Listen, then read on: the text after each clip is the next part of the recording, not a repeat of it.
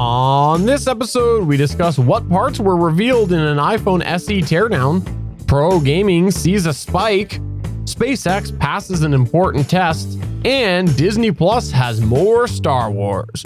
Check out this and more in this week's show. I'm Kier from In Defense Of, a podcast member of the Gonna Geek Network, just like the one you're listening to now. The opinions expressed are those of each individual.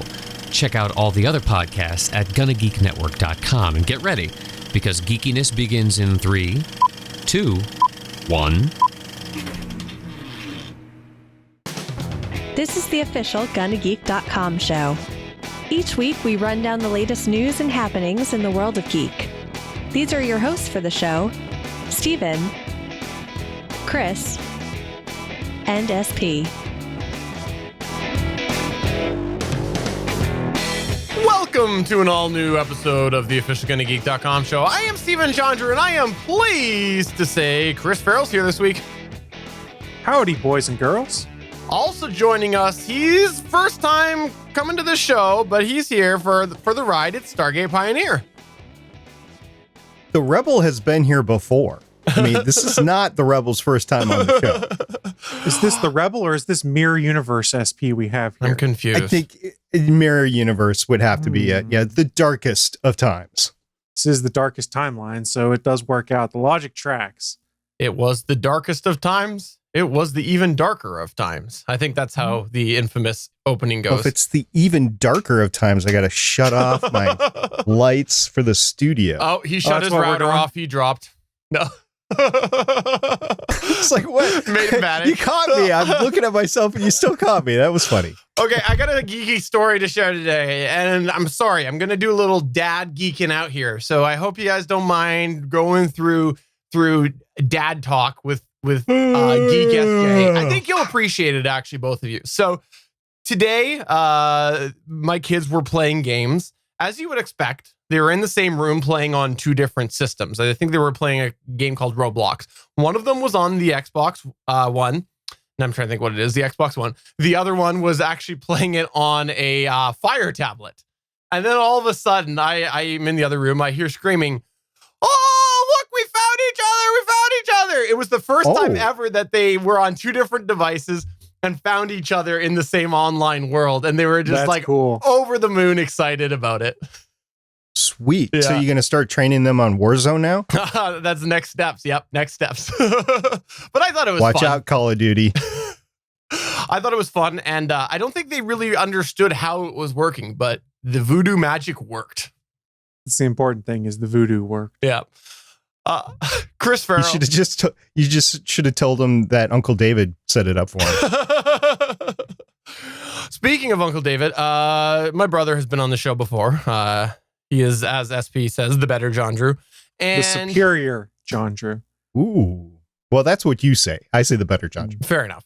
I wanted to share a little thing. He's talked a bit before about how he's doing 3D printing, and I too have a 3D printer now, and I'm sure I will never ever compare to his expertise to 3D printing, but I finally really got printing this last week, and it's a lot of fun. I got to say, it's a lot of fun doing some 3D printing stuff, and I look forward to exploring a little bit more and seeing what the future brings with 3D printing.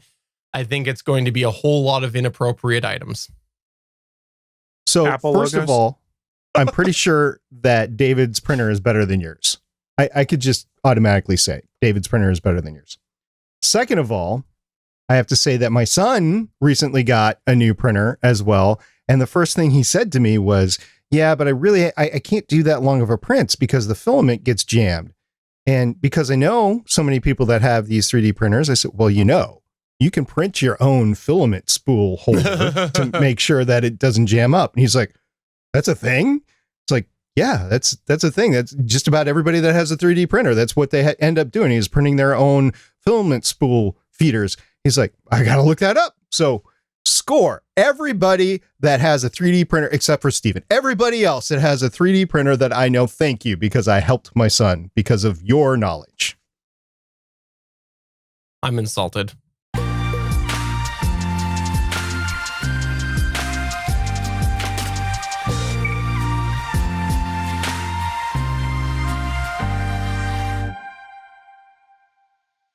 All right, let's kick it off with some iPhone news. This was a hot topic in last week's show. If you didn't miss it, there was a big discussion that we had about the iPhone SE. The long story short, Chris and I disagreed, but we agreed on the most important part, which was that they copied Google. That was the most important takeaway from last week's episode. So I don't think that's exactly what I doesn't said. matter. It doesn't matter at all. Oh, did I push your buttons? Oh, whoops. iPhone SE is the dumbed down version of the iPhone, but it does a really good job, like the 3A did last year. Dumbed down version. It's what I've got in my hand right here. This is the iPhone 8 Plus, baby. This is the iPhone SE. Actually, this is worse than the SE. The SE is better than this thing. The iPhone SE is the dumbed down version of the iPhone line, like the 3A and the 4A will be of the dumbed down version of the Pixel line. And so it still is a really good phone. Really good phone. We talked all about that last week. And the long story short is it does resemble a previous generation. You know, the old classic style of iPhone where it's got the button at the bottom. It's got the big chin, the big forehead. It's got it all. And so this finally hit the streets this past week. And so as you might expect, Ifixit has done a teardown. And one of the interesting things to do with the Ifixit teardown is they, of course, analyzed all of the different parts in there. And it might not surprise you to hear that it's got a whole bunch of different model parts in there. Yes, a lot of the parts can be looked back on other phones to be found. And that includes the 4.7-inch display is the one from the iPhone 8. The 12 megapixel wide angle rear camera and 7 megapixel front facing camera is either from the iPhone 8 or the iPhone XR, not sure. As well, the chip in it is from the iPhone 11, 11 Pro and iPhone Pro Max. And the gigabit class LTE antenna also comes from the iPhone 11. So it's a whole bunch of somewhat modern parts mashed together, as we assumed by the specs and the visuals that were put out previous when this was announced. But iFixit's torn it down, not a lot of surprise inside. And I just thought it was kind of interesting to see if, you know, they were using new parts, like new modeled parts for this new product, or they were using ones that corresponded with previous models. So I'm excited to see that the iPhone SE is out now and that a lot of people have started to get it. And it sounds like it's getting good feedback overall. Definitely, if I was an iPhone user, I would be looking at this. Let's start off with SP. SP, what's your thoughts on this? I'm not surprised about the components because it mirrors what's in the iPhone 8 or 8 Plus right now. So no big deal there. I will stand by what I said last week in that the Achilles heel in this whole thing is really the RAM. It only has 2 gigabytes. If they had put 3 gigabytes into it, it would actually be comparative to a flagship phone. But as it is, it's a good phone for a year or two as you're waiting for that next flagship phone that you can afford if you're in the iOS architecture. I realize that not everybody is, like the two co-hosts that I have on this show. They prefer the Android stuff, but if you have somebody that's in the iOS, this is a really good deal right now at the price point and everything else. I'm waiting for the 12 and I know I'm going to pay $2,000 for it this fall. And for $500, I can have the same phone that I have now, except for brand new. That's a really good deal. As a fellow Google user, Chris Farrell, now that we've seen the teardown of the iPhone SE, would you like to chime in? Sure. I still have my reservations in regards to the size of the screen. That being said, everything they're doing here about using parts from other phones, things like that, totally makes sense. How do you narrow down costs? How do you cut down costs? How do you make a $400 phone that is almost analogous to some of these flagship phones? Reuse parts you've already bought. I have absolutely no problem with that. We've seen it before with other devices, stuff like that. I have no doubt that this is going to sell well. And honestly, I think this race we have between Google and Apple and folks like that to establish a high tier mid-level phone, it's a good thing for consumers because we're at a point now where we can be like, hey, it's not worth the extra $500 to get a facial recognition camera that I don't really want to use on a Google phone, where it's not worth the extra $500 to get 3 extra camera lenses that I'll never make use of. when I can have a phone that has basically the same kind of guts and features for half the price? Yeah. I am, again, very supportive of this phone. I think it's a good phone all around. And well, from what I'm seeing, I haven't seen it firsthand, but I suspect that I will eventually get to see one firsthand because I got a few iPhone users in my life, and I have a feeling one of them will end up getting it at some point. Let's move on to the next news point here, which is all to do with pro gaming. I believe that this is what happens when the pro department of Home Depot starts a gaming tournament. Is that correct? That's exactly what we're talking about today, Stephen. Home Depot's pro gaming setup. No, in all seriousness, we do know right now throughout the world, throughout North America, throughout the United States, where 2/3 of our hosts are, no sports right now. We're in the time of year where we should have baseball flourishing. We should have wrapped up March Madness, been going into the NBA playoffs. We don't have much going on. And as someone who likes to watch a lot of sports and has concerns about whether we'll get to see sports this upcoming season for football, specifically college football, it's nice to know there's options out there. And, some of those options you can watch right now are all about pro gaming and esports. They're seeing a huge spike in viewership because there's other people like myself who really need sports real bad or need something like that scratches that sports itch. So they've started checking out things like professional competitions for League of Legends and Counter-Strike Global Offensive, both of which saw record-breaking numbers over the last few weeks. This 11th season of ESL Pro League, which ran from March 16th to April 12th, was what the league described as, quote, the most successful season in the competition's history, end quote. This includes a new record of 489,120 concurrent viewers across all platforms for the CSGO League. The league also said that total hours watched were up 113.2% compared to last year, and the average minute audience reached 164,494, a jump of 215% compared to that of Season 10. So it also expands out to League of Legends. The European Championship broke its peak concurrent viewership record as well, with 476,599 people tuning in to watch a Week 3 match between the eventual finalists G2 Esports and Fnatic. The LEC said this was the most watched regular season game in the competition's history. Similarly, the league's average minute audience was up 10% compared to last spring, though they didn't release any kind of numbers. The numbers are going to get even bigger when you factor in the upcoming playoffs. According to analytics firm Esports Charts, the championship match for League of Legends champions Korea saw a record of 1 million peak concurrent viewers tuning in to watch during a T1 sweep on their way to a 9th LCK title.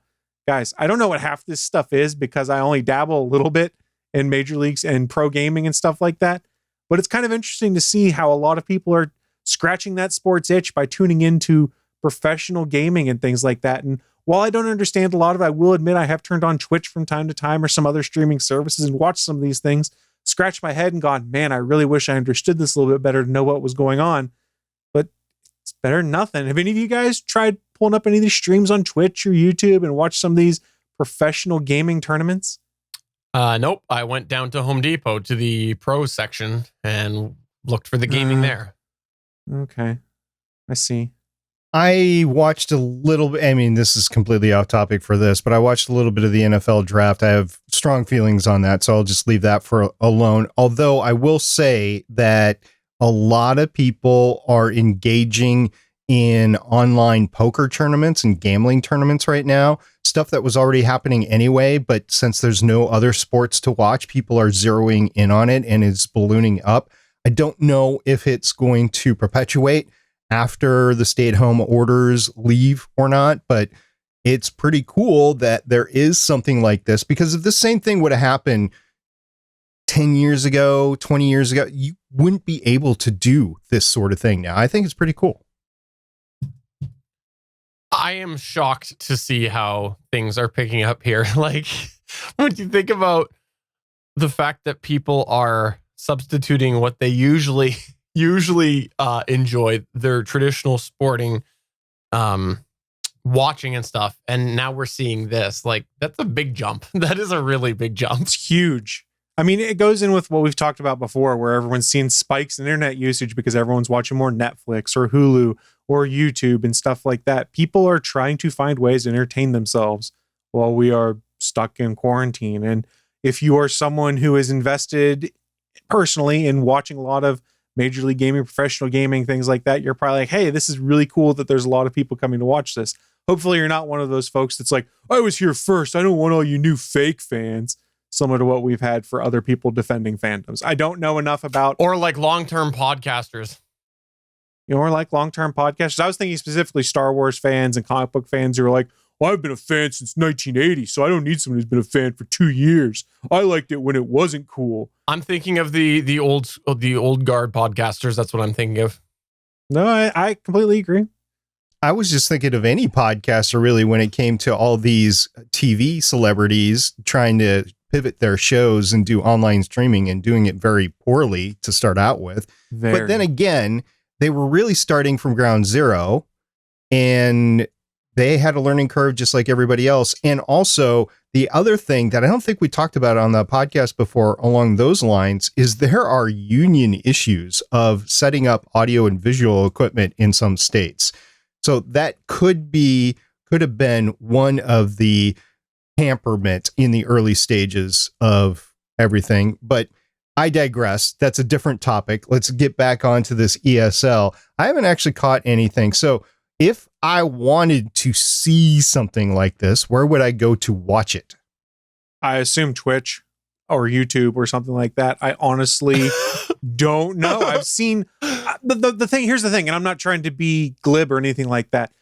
These things stream all the time. Like whenever I load up the Twitch homepage, it always seems like there's some kind of tournament or something like that going on. So that's why I honestly say load up Twitch or Mixer or the YouTube gaming section, and you'll probably find something like this. I don't know enough about this fandom to be able to tell you. I'm intrigued by it. I've caught bits and pieces here and there.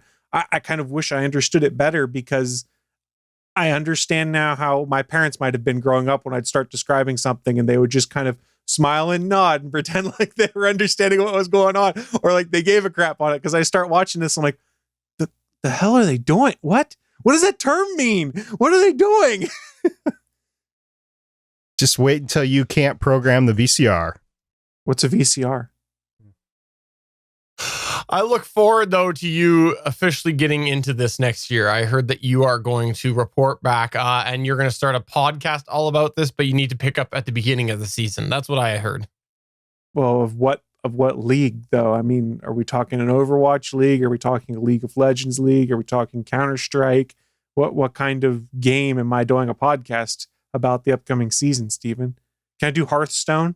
If you have to ask that question, then you need to realize that you are not just doing one podcast. You're doing multiple podcasts to cover all of them.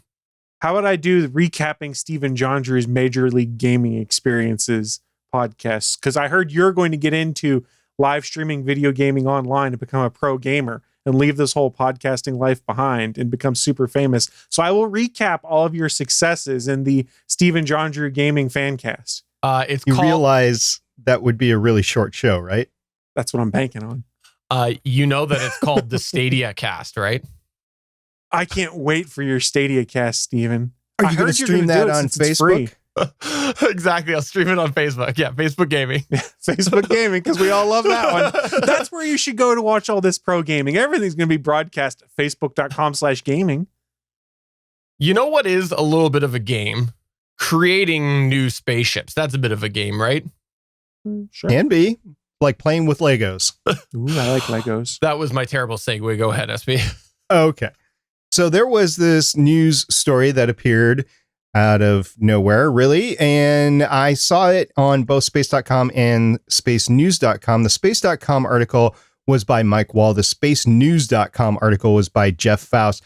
Slightly different titles to the articles, but they were both the same thing. What we're talking about is SpaceX's Starship Prototype named SN4 passed a key pressurization test. We've been talking about this for a while, so I want to take this a little bit more in depth as we cover it. So the newest prototype of SpaceX's Starship spacecraft, which is SN4, aka also known as serial number 4, SpaceX is really creative with the names of these things, passed a crucial pressure test late Sunday night, April 26, 2020, which was last night, at SpaceX's Boca Chica test site in Texas. This is the same test that has destroyed not one, not two, but three of its predecessors.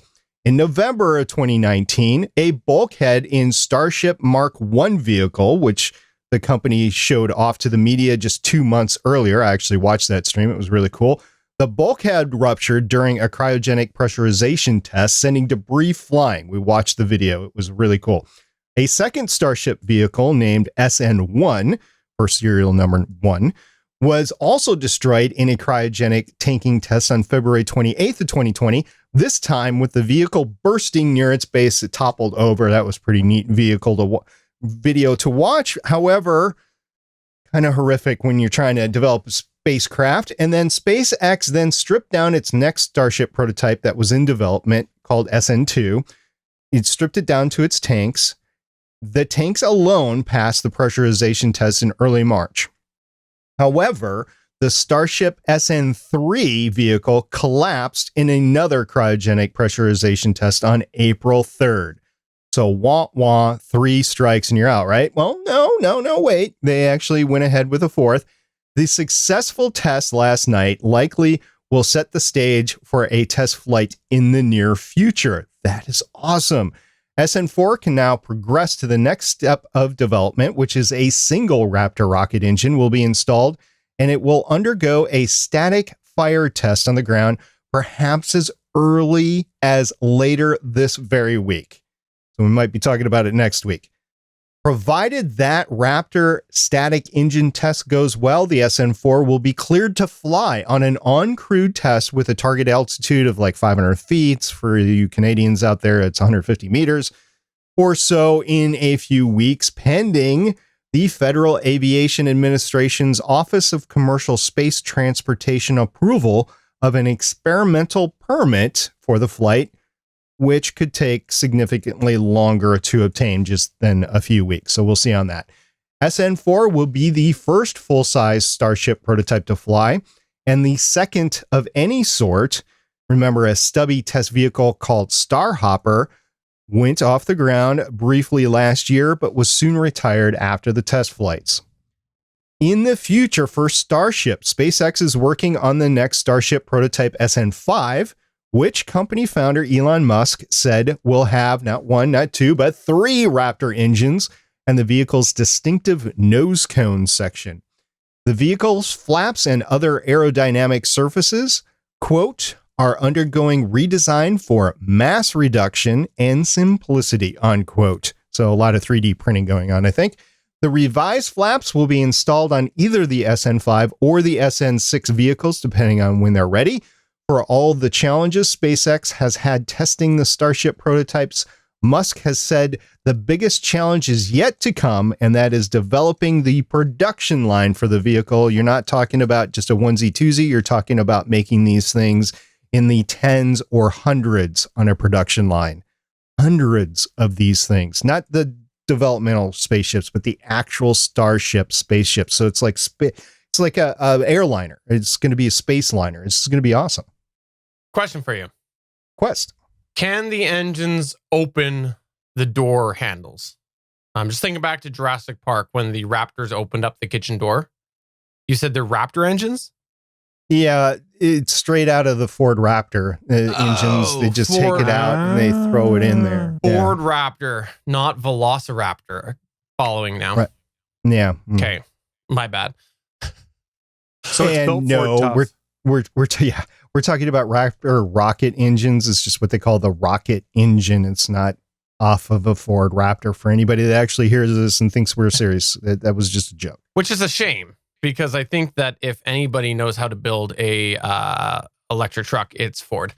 So, I mean, Might Elon be. Musk is right though when he talks about the challenges with the production line. And let's be honest, this is an experience that they've had time and time again when it comes to all of the Tesla vehicles that they've constructed. Is you get the mock-ups, you get the prototypes, and then it's, oh crap, now we've got to build up production. So they have experience on that side of the house. Yes, I know SpaceX and Tesla are different companies, things like that, but I'm sure there's some crossover between staff and some of that experience crosses over. So they've got some of the background on how to do that, but that's what's going to be the difficult thing. Is it's a lot easier to develop the prototype before we have to figure out, oh, this prototype now we've tested successfully works.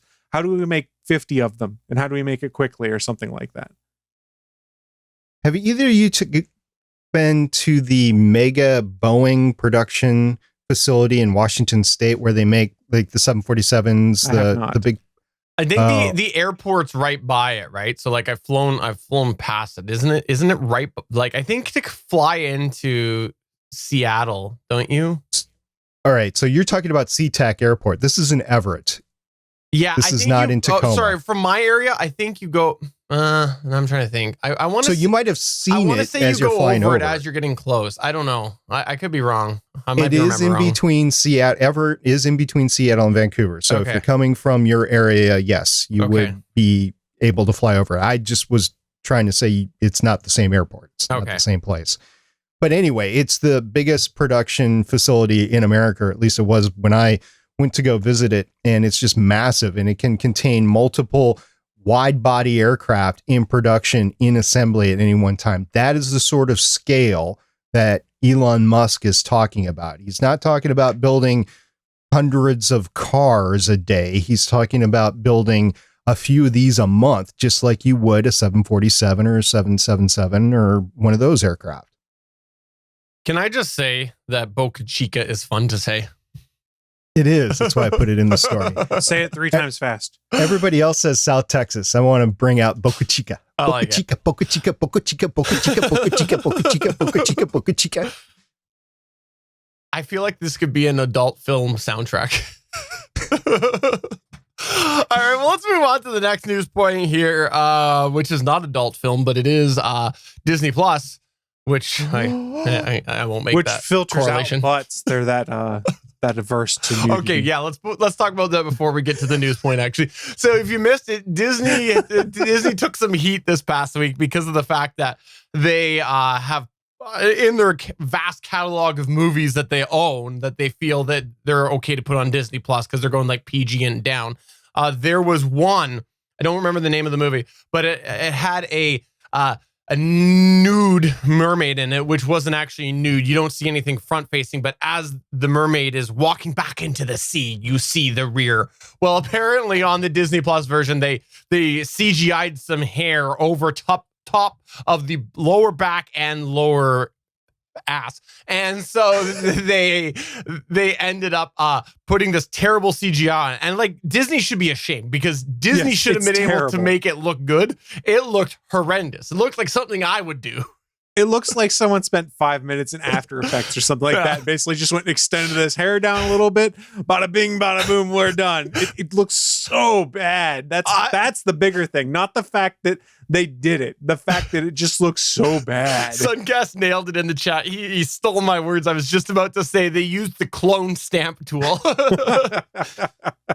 Honestly, what I think happened is this has been playing on television for a long, long time. And I think in order for that scene to be shown on television, they had to do that early cover up a couple of decades ago, really. So you're not dealing with state of the art thing. This is new. Yeah, they said they did it for Disney Plus. They just did it for Disney just Plus. did it for this? This is just done for Disney Plus, and it looks bad. Looks bad. Well, then Steven did it. How much did you get for it? He was on Fiverr. They found him on Fiverr. He just did it. But you did for $5. That's about how much it's worth. For the record, I've looked it up here. This was the Touchstone Pictures 1984 movie Splash with a young Tom Hanks, and Disney representative confirmed to The Verge that, quote, a few scenes, end quote, from Splash were slightly edited to remove nudity. That's what they had said. And he should have said badly edited to remove nudity. And the representative also confirmed that Splash's rating would revert from the PG-13 on Disney Plus back to PG because of this. So there you go. I remember when this came out in the 80s, everybody wanted to go see it for that because of the nudity in it. And nudity in the 80s is different than nudity is PG. This was PG-13 nudity in the 80s. It's way different. Like now it would probably just be PG. Who knows? Yeah. Anyways, I'm looking up the original after the show. But moving on to the next news point here, which was the actual news point, was to do with Disney Plus. It looks like we've got a little bit of activity happening next week with Star Wars. as you may have seen with all of the COVID situation and movie theaters being shut down and people being at home, a lot of streaming services are bumping up the release dates of at-home releases and things like that. And Star Wars: The Rise of Skywalker is no different. They have brought up the Disney Plus drop day 2 months, a full 2 months, which will now drop on Star Wars Day, May the 4th. If you're not sure why that is, because it's May the 4th be with you. That is why it's Star Wars Day. And so this will be, don't say. Wow. this is the completion, as we talked about last week on the show, of the Skywalker saga. So you can now see them all on Disney Plus. I don't know if this will be the same in Canada. I know the last big bump up they have, Frozen 2. My kids wanted to see it. We had to wait a couple weeks in Canada, I guess. I'm not sure. There must have been licensing problems or something like that because, international distribution rights and things like that. I don't know why that would have been, but that was the case. But at least in the States, this will be the case. And there will also be a Disney Gallery, quote, or colon, The Mandalorian, which is an 8-episode documentary series about The Mandalorian.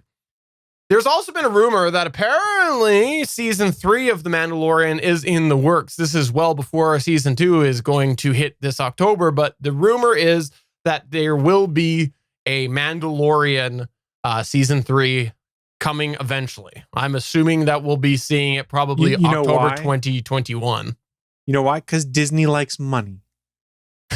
I mean, let's be honest. Unless they absolutely screwed up season 2, there's no way they're going to be like, nope, we're not going to do season 3 of The Mandalorian. Come on. Yeah. It was an article I saw on Variety that said that they started pre-production on the 20th. So 1 week ago today is when they started pre-production on it. So yeah, I guess we'll see how that goes. And as far as getting stuff, did you get Onward the same day that it came out for the United States? I'm not sure. I wasn't following that. My kids were waiting for Frozen 2. That's the only reason it was on my radar. Okay. I don't know when did Onward come out? Just a few weeks ago. We watched it the night it came out just for something to do because the movie theaters are all closed. And even when the movie theaters open back up, I'm not going. So I am watching at-home releases for the next year, maybe, until they find a vaccine to this dang thing. Yeah, I mean, but going back to the Star Wars Day release, that's great. They pushed it up. They can do that. They own the rights to it. The more interesting thing in my book, and because it's new, not necessarily because of my distaste for something like Episode 9 that I had issues with, this Mandalorian behind the scenes thing, these roundtable episodes they're doing where that's the directors, the showrunners, the stars that start talking about behind the scenes, what the motivations were and things. I'm incredibly fascinated to see Taika Waititi describe some of his process for the things that he did in Mandalorian, because I'll be honest, Taika Waititi, he fascinates me. His process, how he does things, his humor, things like that. I want to see Jon Favreau and Dave Filoni talking with George Lucas and how they came up with ideas of what this character's motivation should be or why something was done the way it was in The Mandalorian. I'm far more excited for that than I am Episode 9. Not me taking a shot at Episode 9. This is just new. It's new content. Yes, it's about content we've already seen, but I'm fascinated by it. And supposedly they're also going to get more into the special effects that they used. And we've talked about how they basically created their own holodeck to do the special effects of Mandalorian. I want more on that. I want to hear the actors' impressions of what they did and how they interacted on this holodeck for the first time and how it changed their process. I cannot wait for this 8-part series that I think is going to be about as long as the Mandalorian series is so far. Have they confirmed that Happy Hogan was going to cross over into The Mandalorian yet? How could he? It's a long time ago in a galaxy far, far away. It's Marvel and Star Wars magic. Anything's possible. Fair, I guess. Okay, so I have to say I'm also excited about the documentary. I think it's going to be good. Looking forward to that. And also to answer the Onward question, I did a quick Google, and according to the Canadian website Mobile Syrup, Onward did come to Disney Plus in Canada on April 3rd. And that appears to be the case the day that it also went to America. So I guess Onward was the same. So they're not going to do it with every movie. Yeah. So it'll be a pick and choose for you. I'm sorry that you're forced to deal with that. That's okay. When we did the original comparison, there was several things that were on there in Canada that wasn't in the States. So No, it that's just right, it there evens were. out. It evens out in the end. That's all. There That's was what some a VPN is for. There was some Wait, movie. Oh, John Carter. John Carter was available in Canada and that in the United States. I'm still mad at that. Woo! I'm so excited that Steven gets that and I don't. How terrible. Okay, let me ask you this though, question about season 3 of the Mandalorian being the fact that it's so early, allegedly being worked on. Do you think they're getting a bit ahead of themselves? No. No, because it's This not is until how showrunners work on these kind of things. I As a guess. matter of As soon as you get fact, done, you get started on the next season. it might have actually been beneficial for them knowing that they had another season because they could have drawn out some storylines in between season 2 and season 3. fair And point. if you believe the rumors, they're wanting to use the Mandalorian to potentially set up some spin-offs. And I don't want to get too much into spoiler territory, but if you want to get an idea of what that might be, go see the rumors of who Rosario Dawson was cast to be in The Mandalorian in season 2, and you get an idea of some of the spin-offs they're potentially looking at. We talked about it on this show. That's true, we did. But if people miss that or don't want to be spoiled, I don't want to reveal it on here. Fair enough. I'm so glad I binged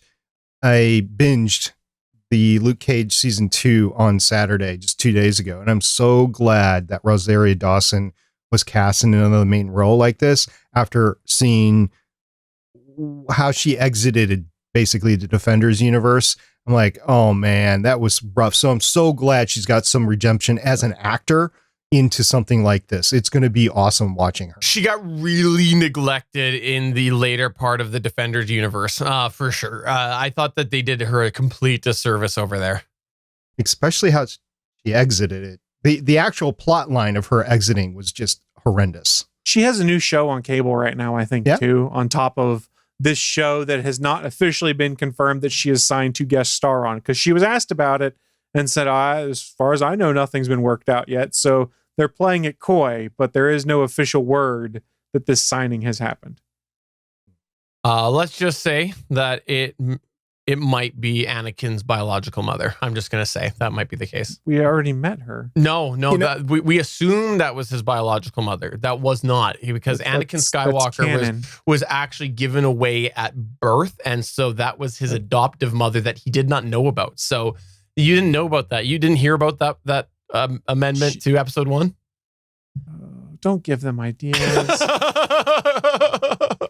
At some point in time, they're going to have to rewrite that sort of stuff. So, yeah, I'm not surprised that this will make its way forward. The one thing I will say, I have not purchased Star Wars The Rise of Skywalker yet. I had not planned on it. The only time I was going to watch it was the one time in the theater. Might actually go ahead and watch it now that it's going to be free on Disney+. First of all, I'm not going to be watching anything else, although I do have a plethora of stuff to watch. We can cover that another time. But also, it's free, so I might give it a second shot, and I might feel differently about it the second time around, especially while I'm at home and I don't have to worry about, do I have to hold it to go to the bathroom or miss something? You know, that sort of thing. I could just pause it, go to the bathroom. I just hope they have the special features that are included on the disc on Disney Plus in this, because I've got friends that watch the special features. Like, there's a 2.5-hour documentary on like the sequel trilogy and how they tied things together. And while I may have my issues with said sequel trilogy, I'm really curious to watch that documentary, because the people that were involved in it, whether they succeeded or not, in your opinion, they all love Star Wars. They're all fans also. So I'm kind of curious to see that.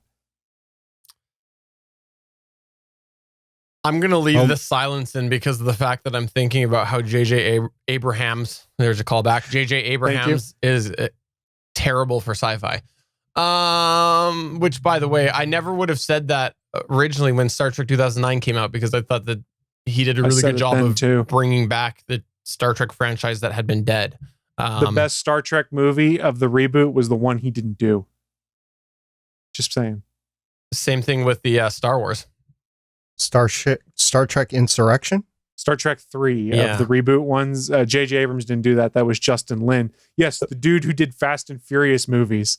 The one with the motorcycle. I was just going to say the one with the motorcycle chase inside the spaceship. Yeah. Well, it wasn't in a spaceship. It was on the planet. No, I agree. And I also, same thing, think with the Star Wars trilogy as well. I think J.J. Abrams, again, that's a callback if you think I'm saying it wrong. J.J. Abrams, I have to give him credit for bringing back the Star Trek franchise, because he did bring it back. He did bring it back. It caused a lot of uproar with a lot of fans, but it did kick it off and created, it revitalized the Star Trek franchise. However, when you look at what the longevity and what he did between Star Trek and Star Wars, there's so much just copying. He just cannot get the fan out of him is the problem that I see. And I just see so much just copying from his fandom. And so anyways, let's move on to the next news point before I get too mad at J.J. Abrams. What's going on with the world of Google? Oh, sorry. SP wants to say something. Let SP say his part on there. I was just going to say, Steven, I agree with you. You agree with me? Did that hurt? I'm not a hater of J.J. Abrams, but I'm not a fan of his fandom and bringing the fandom into the movie. And what Chris said was absolutely legitimate, was these people love the franchise. These people love Star Wars, and they just, it's like a bunch of people that love football and at 50 years old try to go out and win a game against the Cowboys. It's not going to happen. All right, well, let's go on to the next news point now that SP's agreed with me, which I think hell has officially frozen over. What's going on in the world of Google? Google Home. Why is Google Home sensitive? How can I help make Google Home less sensitive? All right, so I'm going to try very hard here to not trigger your Google assistants. All right, guys. What, so you don't want to say okay? No, I won't do it. You don't have to worry about it with me, Chris. I don't have any. Well, that's fair, but there are many people that probably listen to us that do. But thank you for You're letting me know. You're assuming that many people listen to us. I know of at least 4, and 2 of them have Google Home Assistant. Wow, 4. By the way, the mic's off. To turn it back on, slide the switch on the back of Google Home. That was Steven, not me. That's what I was trying to hold up my Google Home, and for some stupid reason, the Google Home Mini, anytime you touch it when you've got the stupid mic switch on, which by the way, I might unplug a bunch of things, but it's a physical switch at the back for some stupid reason to turn it on and off. So then when you grab it, it does that. We'll try that again. By the way, the mic's off. To turn it back on, slide the switch on the back of Google Home. Like, why does it do it every bloody time you touch it? It was stupid. Why don't you Google just Home. Bad. Why don't you unplug it? I actually went to unplug it, and then it made the stupid noise. So I was gonna unplug it to hold it up, and then it made the noise. So then I rolled with it. That's fair. So why are we talking about Google Home and its sensitivity?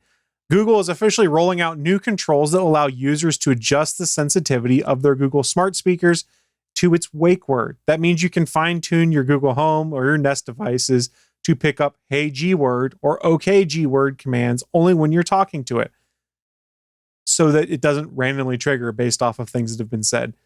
There was an update announced in a blog post on April 23rd where Google said it will be rolling the feature out over the next few weeks. If you're familiar with Google rollouts, that means it's just going to be random when it shows up in your account. Your buddy may get it the first day. You may wait 2 weeks later and then finally get it. Eventually, you will all get these new settings within the Google Home app. How do you adjust these sensitivity settings? If it is available, here's how you do it. Open the Home app, find the device whose wake word sensitivity you'd like to change. This works with the original Google Home, the Home Mini, the Home Max, the Nest Hub, and the Nest Hub Max. God, there's a lot of those devices now.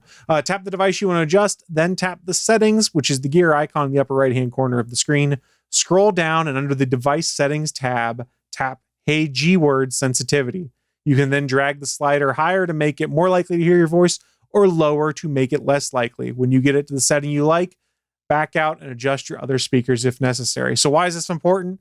Say you've got it in your living room where you constantly got the TV turned up all the way so it's hard to hear you. Turn the sensitivity up. Say you've got one in your kitchen where there's not a lot of stuff going on. You can turn the sensitivity down because there's not lots of other noises going on. I think it's an interesting feature.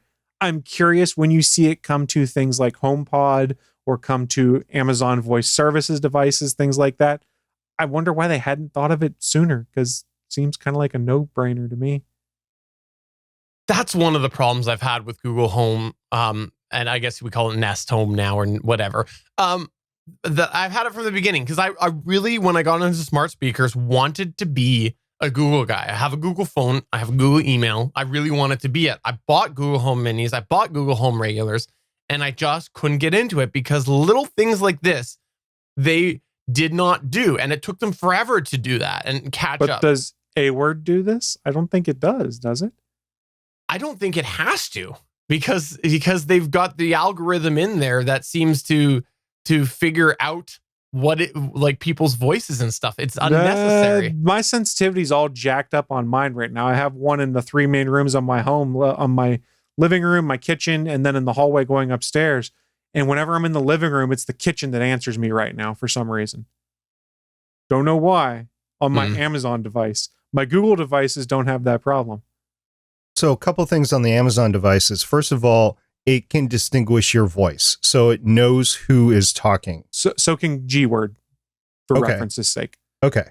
So the other thing is it started a couple months ago, not constantly, but often when it was trying to determine what was the better device to listen to, meaning I was in between. It wasn't hearing me strongly through either of them.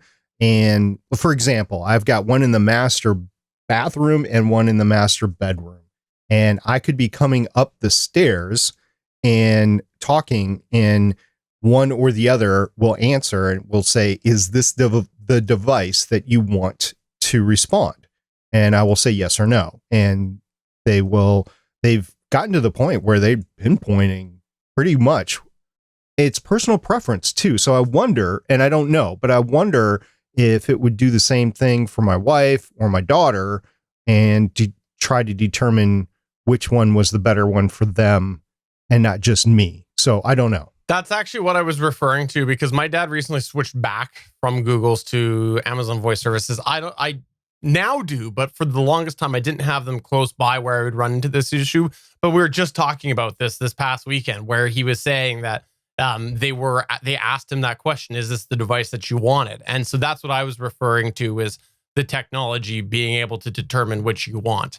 I haven't seen it, but you're probably right. There probably is no manual setting. So I guess that is something they're ahead of, but I don't know. I just personally am not the biggest Google Home Mini fan. I will say in my house, and I misspoke, it's not the hallway. It's the dining room, kitchen, and living room. I have them on my main level. There is one in the stairwell going upstairs, but that's not the problem. I have found that my Google devices do a better job of recognizing me in the room I'm in and responding from there. My Amazon devices don't for some reason. And here's where it gets really weird. It's the newest version of my Amazon Echo that's in my living room that has the most difficult time being the one that responds to me when I'm in that room. And yes, SP, I've gotten that same question you mentioned where it said, is this the device I'm supposed to use?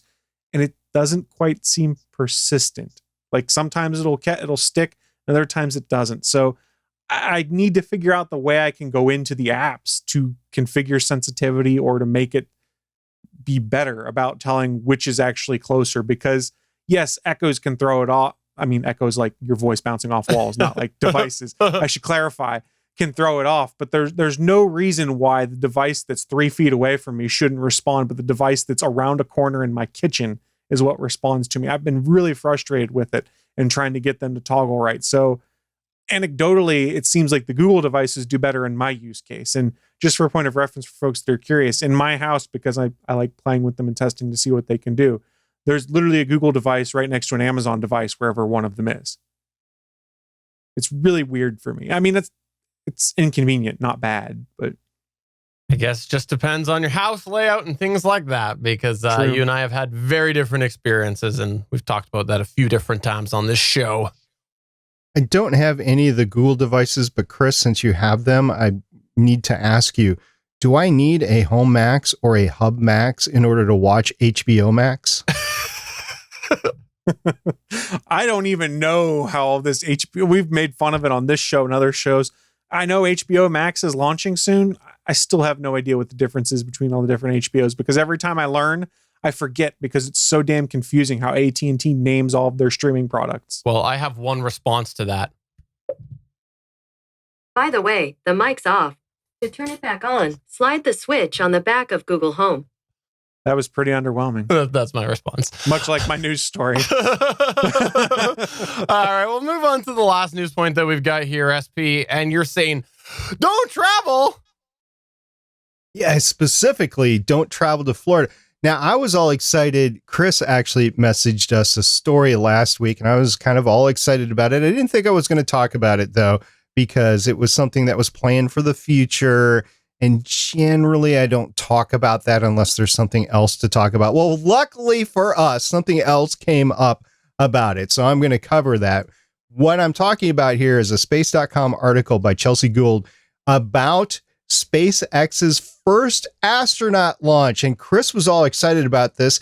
He said he was planning on picking me up and we were going to buddy drive down to Florida and we were going to watch this launch. We were. That's what you messaged me for, right, Chris? We were going to go to the club on the beach and watch from there. Sit out on the back deck, have some big ass cigars and some brandies or some whiskeys in a glass and just watch the launch. Yeah, right there on the Space Coast, Cocoa Beach, something down there, Daytona Beach, and just watch the launch. Yeah. Feel all fancy and sophisticated while we have our adult beverages and smoke some Cuban cigars. Did you just say that SP was going to go clubbing? Is that what you said? Well, He was going to go We're clubbing? going to go clubbing. You haven't been clubbing with SP? I have It's not delightful. been going. I have not You're gone missing clubbing. out. No. You are indeed missing out. Man. SP knows how to club. SP's Right? been clubbing all over the world. Those seals never saw it coming.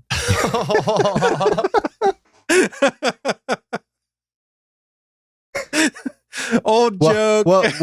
Well done, Chris. Well done, but not true. Okay. What we're talking about here is that NASA doesn't want you to watch this thing. They don't. So as NASA tackles, like the rest of the world, the corona pandemic, NASA Administrator Jim Bridenstine urged and warned all sorts of space enthusiasts to stay home next month during SpaceX's historic first astronaut launch, which is tentatively scheduled, I believe, for May 27th, 2020. We'll see if they keep that date.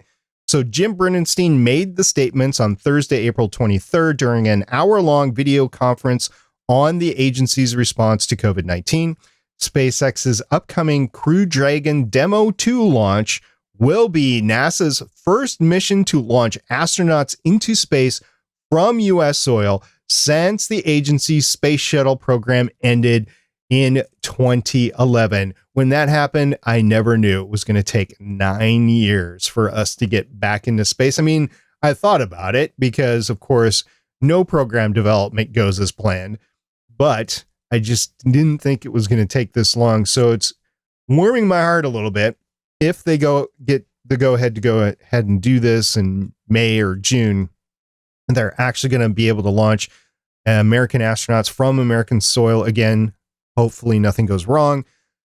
And I'm really looking forward to that. I'm also looking forward to Boeing's upcoming launch as well. It just seems that SpaceX beat them to the punch. It's not necessarily means that SpaceX is going to be the better of the two. It just means that they're both going to be able to launch people into space, which is a good backup plan to have because right now we've got one. It's called the Soyuz. That's it. There is no other backup, just one.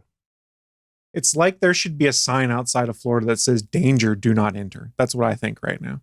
I think so. Yeah. Matter of fact, I don't know if they're still doing it, but they were stopping people at the border with New York plates on and asking what their plan was in order to self-quarantine for 2 weeks and stuff like that. Those checkpoints could still be there right now. Mm-hmm. How come it's not Boca Chica? That's in Texas. I know, Yeah, but how? Chica, Boca Chica, Texas. Boca Chica, Boca Chica, Boca Chica. But how come they didn't move Boca Chica? Because they got Cocoa Beach. Or it's Texas, why man. didn't they make another Boca Chica like how there's multiple Palm Springs? Dude, have you been down there? There's lots of cool names for stuff down there. Why don't they call it Stargate Pioneer City? Who says they don't? Take me down to Star Pie City. Sorry. All right. So long story short, none of us are going to go check this out because we're not supposed to go down there. Is that what I heard? You heard that nobody is supposed to go down there. You did not hear that nobody is going to check it out on this podcast. Okay. Fair enough. So nobody on this podcast is supposed to go down there. Is that right? Suncast is watching from Mars on his space telescope. So Nobody in general public is supposed to go down there, is what I've heard. Okay, yeah, fair enough. Chris Farrell and I will use the holodeck to witness this. That's what we're going to do. I signed a 3-day contract with NASA, so I can go down there. I'm Canadian. I'm not allowed to go anywhere. Safer that way. But that was nothing to do with COVID. That's just me in general not being allowed to go anywhere. Unfortunately, underneath the stage 4 of NASA's pandemic response, not even NASA employees are supposed to travel to there unless they're absolutely mission essential. And remember, this is not a NASA mission. This is a NASA paid for mission. This is a SpaceX mission. You know what would be cool? If they did virtual reality for it. They might. I mean, remember, SpaceX does all sorts of cool live streams and stuff like that. Wouldn't surprise me if they did something like that, where you could plug in your headset or your Google Daydreams. Do it that way. There's just still a use for it, Stephen. I've used it twice, and I've had it for 3 years. Sounds familiar.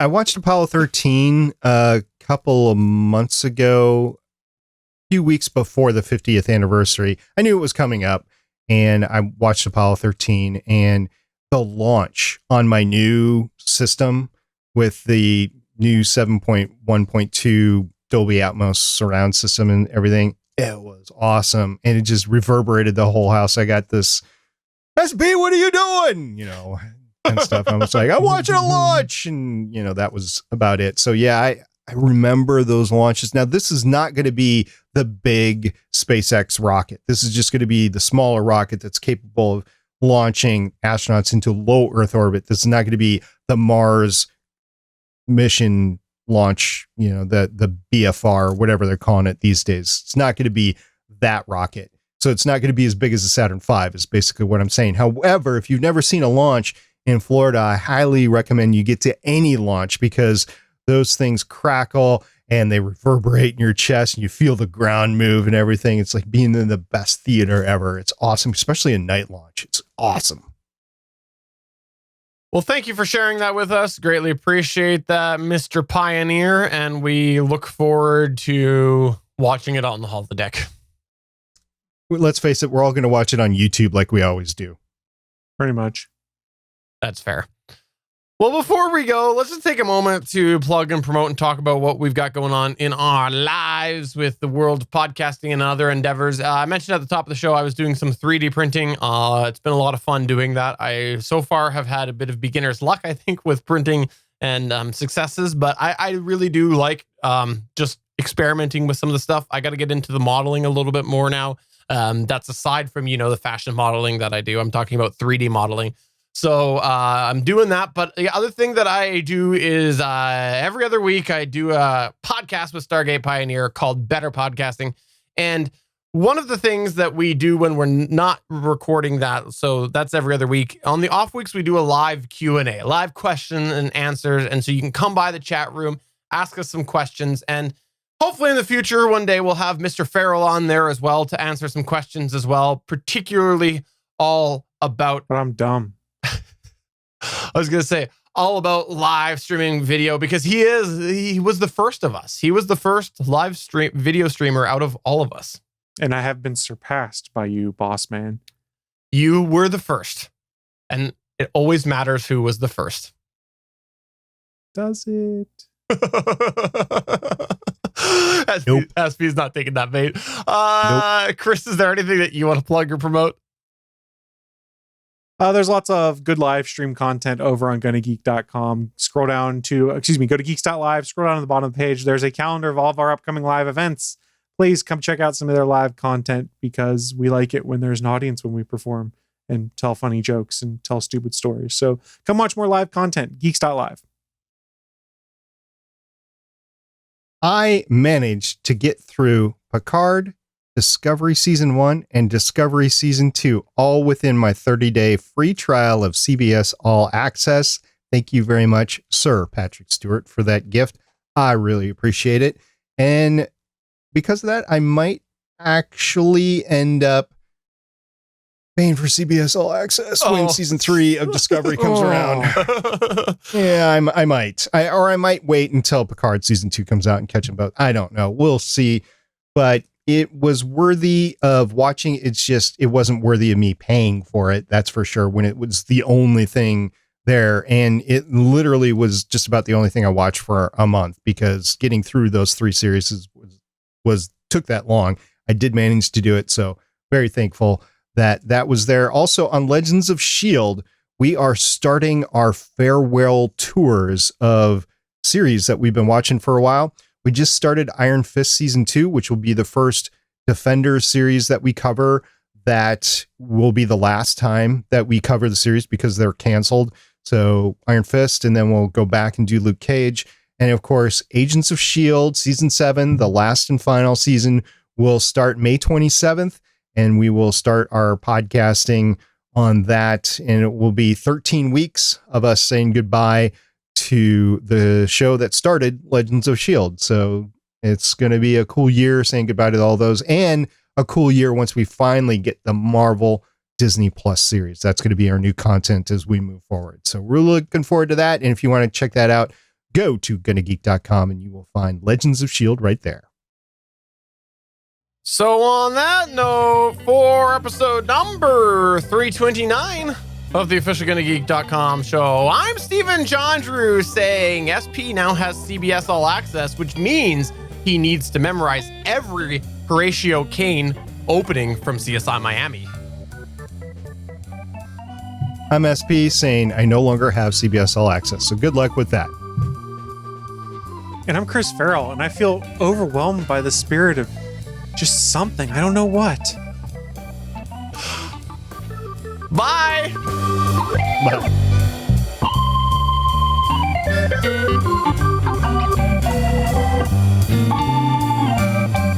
Thanks for checking out another episode of the official GonnaGeek.com show. If you like the show, please give us a 5-star review in Apple Podcasts or a thumbs up on YouTube.